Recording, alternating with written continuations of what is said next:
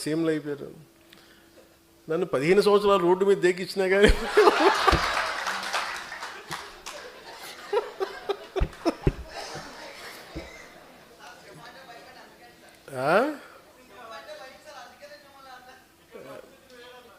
సరదా తెలుసులే అంటే ఎందుకంటే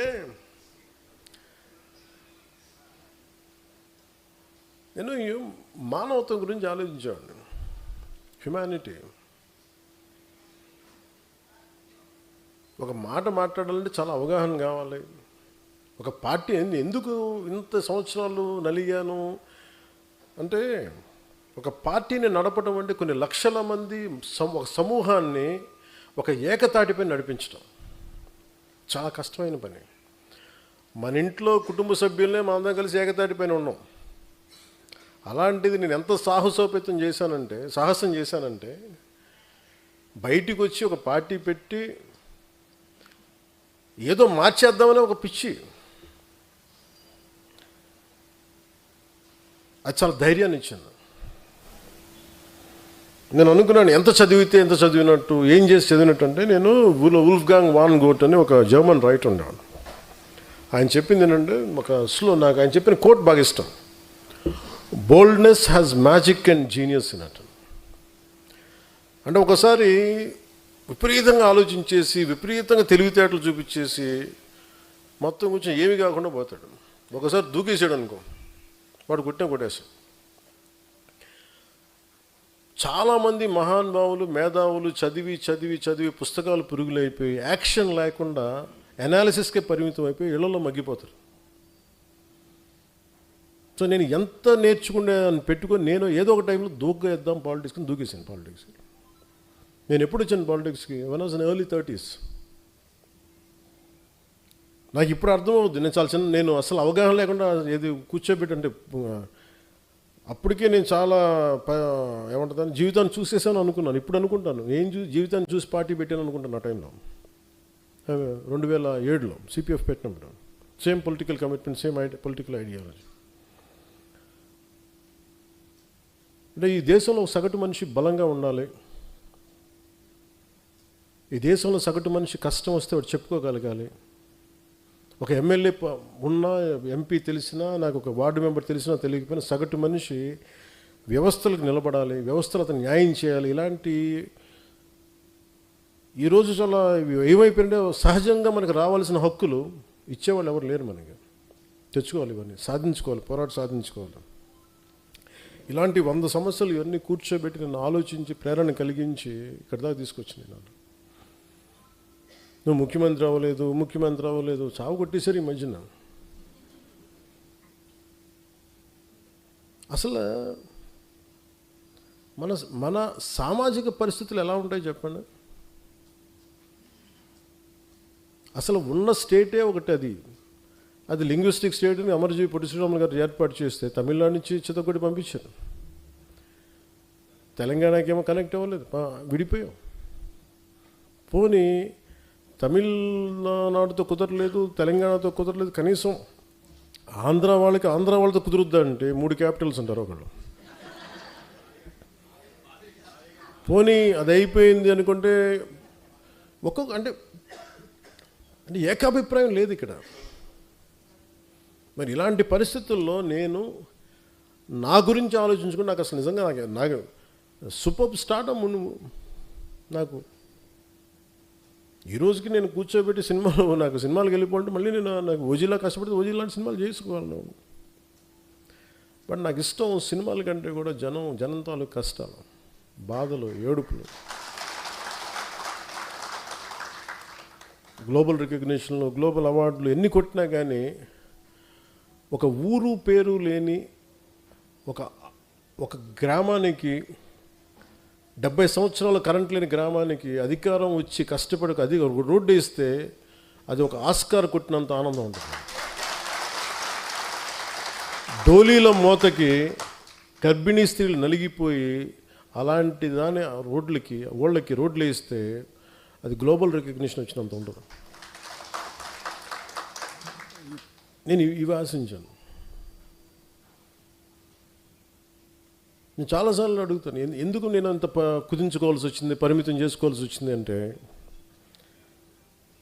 నేను 2019లో 2014 నాకు అనుభవం లేదు. అంతకుముందే 2009లో ఒక బెటర్ ఎక్స్పీరియన్స్ ఉంది. This time I want to learn how to handle a party. I want to learn how to run a party. ఒక డాక్టర్ చదివి, ఎండి చదివి ఒక స్పెషలిస్ట్ అవ్వాలంటే 7 సంవత్సరాలు 8 సంవత్సరాలు చదవాలి. అలాంటిది ఒక పాలిటీషియన్ ఏం అవ్వకుండా కూర్చోబెట్టి పార్టీ పెట్టి అయిపోద్ది ఎలా అని నాకు నేను నేర్చుకున్నాను. పాలిటిక్స్ నడపటం, వ్యవస్థ నడపటం, మనుషులు మాట్లాడటం, తిట్టించుకోవటం, ఎదురుకు కౌంటర్స్ ఇవ్వటం. నువ్వు వస్తే ఎంత చండాలంగా ఉంటుందంటే, నీ ఇంట్లో ఆడబిడ్డలను కూడా మేము ఇంత నీచంగా మాట్లాడతాం. మన సంస్కారం వాళ్ళ మనుషులు ఎవరిని అనడానికి ఒప్పుకోదు. ఇవన్నీ తట్టుకొని ఇప్పుడు నన్ను తిడుతుంటే నా మైండ్ ఎట్లా అయిపోయిందంటే, రాటు తెలిపోయింది నాకు, లోపల స్పందన పోయింది నాకు. అంటే ఎంత కన్వీనియంట్గా ఉంటాయి పాలిటిక్స్ అంటే, మన ఈ మధ్యన ఒక విశ్లేషకులు ఒక ఆయన, నేను అమిత్ షా గారు మాట్లాడుకుంటున్నామంటే ఆయన పక్కనే ఉండి విన్నట్టుగా మాట్లాడారు. అంటే నాకు ఆయన అంటే చాలా గౌరవం, చాలా గౌరవం. ఎందుకంటే ఆయన ఇంట్లో పెళ్ళికి కూడా వెళ్ళాను నేను. ఓకే, ఎవరి అభిప్రాయాలు ఉండొచ్చు, నిజంగానే పాలసీ పరంగా మాట్లాడటం, విశ్లేషణ వేరు. హియర్సే అనేది విశ్లేషకులు మాట్లాడకూడదు. ఇప్పుడు పలానోళ్ళు చెప్పారు నాకు, అథారిటీ వాళ్ళు ఎవరు చెప్పలేరు. ఈ సభాముఖంగా నేను మీకు ఒకటి చెప్పదలుచుకున్నా, మనకి ఎక్కడ ఉంది పార్టీ నడపడానికి శక్తి? టీవీ ఛానల్స్ ఉన్నాయా మనకి?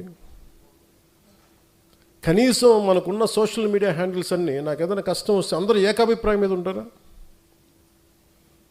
తమిళనాడులో ఒక హీరో సినిమా చూడాలి అంటే అతని అభిమానులందరూ ఏకతాటిపోయినంటే అతను సీఎం అయిపోయాడు ఆయన. ఇక్కడ మన అభిమానులందరూ సినిమా పరంగా ఇష్టపడతారేమో కానీ పాలిటిక్స్ రాగానే కులం వచ్చేసింది బయట. కులానికి విడిపోయారు, కొంతమంది పార్టీలుగా విడిపోయారు. ఎక్కడ ఏకాభిప్రాయం ఉంది ఇక్కడ? మరి ఇలాంటి వైరుధ్యమైన వాతావరణంలో ఎదిగి ఇక్కడ దాకా రావటమే, ఒక కొండరాయిని బద్దలు కొట్టుకొని ఒక మొక్క పెరిగితే ఎలా అంత కష్టం వచ్చింది. అంటే మనకి గుదిబండ్లు పెట్టేశారు, గుదిబండ్లు పెట్టుకుని ఇంత వచ్చింది మొక్క. అంత కష్టం ఆంధ్రప్రదేశ్ పాలిటిక్స్. నువ్వు ఎలా గెలుస్తావో చూస్తాను అనేవాళ్ళు ఎక్కువ. నువ్వు గెలవకుండా చూసుకునే బాధ్యత మాది. నేను ఎవరికేం ద్రోహం చేయలే, వాళ్ళ గురించి ఎప్పుడు నెగిటివ్గా మాట్లాడలే.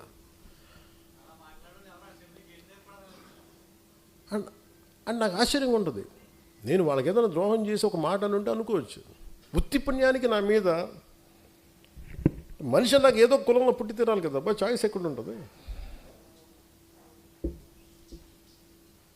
అలాంటిది కూర్చోబెట్టి మొన్న ఈ మధ్యన కూడా ఏదో చూస్తున్నాను, పవన్ కళ్యాణ్ ఎక్కువ ఈ మధ్యన ఎప్పుడు కులాల గురించి మాట్లాడతాడు అంటే కులాల గురించి మాట్లాడి మీరేం మాట్లాడుతున్నారా? కులం అనేది ఒక సామాజిక సత్యం, ఇట్స్ డామ్ సోషల్ ఫ్యాక్ట్. అది సత్యం, అందుకే దాన్ని ఏం చేయలేదు. దానికి మీరు ఓట్లు వేసేటప్పుడు ఈ వార్డులో ఏ కులం ఉంటుందని మీరు అడగరా? నేను అది అందరిలా కాకుండా నేను ఓపెన్గా చెప్తాను అంతే. ఒక సోషల్ డాక్టరింగ్ చేసేవాడు ఎలా మాట్లాడతాడు, ఒక జబ్బు గురించి చెప్పేవాడు ఎలా మాట్లాడతాడు? ఈ క్యాన్సర్ ఉందా, లేదంటే ఇది ఉంది, ఈ జబ్బు ఉంది, లేదంటే నీ వైటల్స్ ఇలా ఉన్నాయని చెప్తాను. అలాగే నేను మాట్లాడేటప్పుడు కాస్ట్ గురించి చాలా సింపుల్గా చెప్తాను, ఇబ్బంది లేకుండా చెప్తాను. ఎందుకంటే నా లోపల నా కులం అనే భావన లేదు, మన మనుషులు అనే భావన ఉంది నాకు. మొన్నదాకా మాట్లాడిన వాళ్ళందరూ ఇప్పుడు నువ్వేం చేసావు నీ కులానికి మాట్లాడుతూ ఉంటారు. నేను ఎప్పుడన్నా కుల నాయకుడు అని చెప్పాను అసలు? ఎప్పుడన్నా నేను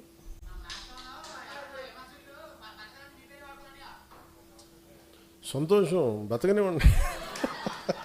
మన పేరు చెప్పుకొని 10 సబ్స్క్రైబర్స్ పెరిగితే మన పేరు చెప్పుకొని 10 రూపాయలు యూట్యూబ్ డబ్బులు, సంతోషం ఏముంది?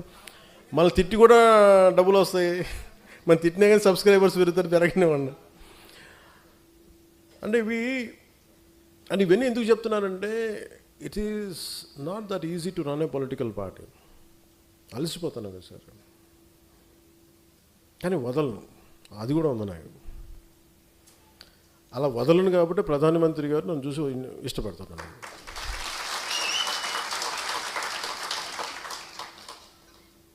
ఒక ఆడబిడ్డ ఎక్కడో ఒమాన్లో ఇరుక్కుపోయి నూర్జహాన్ సమ్ మీద పేరు మర్చిపోయాను, ఒక ముస్లిం ఆడబిడ్డ